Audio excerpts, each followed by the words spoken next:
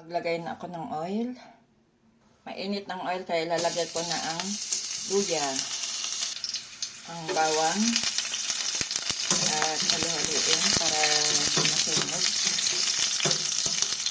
Lumabas na ang aroma ng luya at bawang kaya isunod ko nang ilagay ang sibuyas. At syempre ang ating chicken adobo na may mani. Lalagyan ko ng Sprite.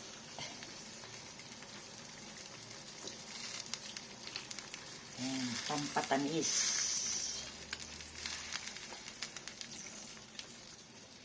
Halu-haluin ko siya. Nilagyan ko na rin ng kanto guys ng bean curd. Yan. Mani at dates.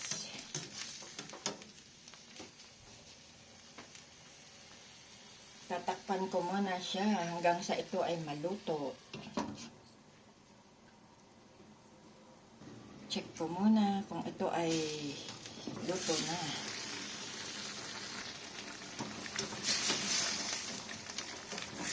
Balik-tawin natin. At lalagyan ko na rin ng suka, rice vinegar.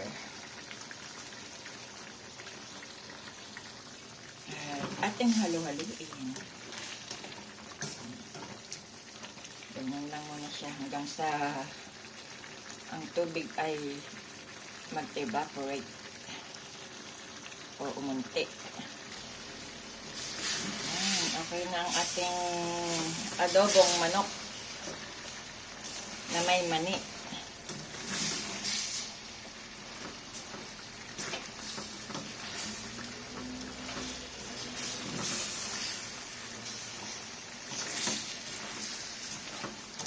Luto na ang ating chicken Adobo.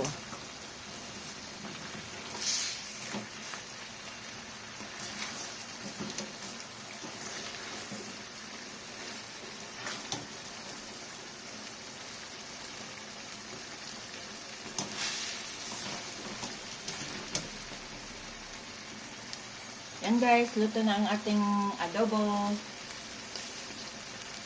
Yummy, yummy. Try nyong gawin itong luto sa inyong mga mahal sa buhay.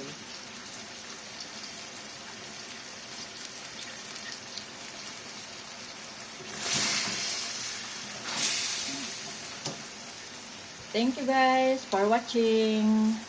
Please like, share, and subscribe to my YouTube channel. Bye-bye.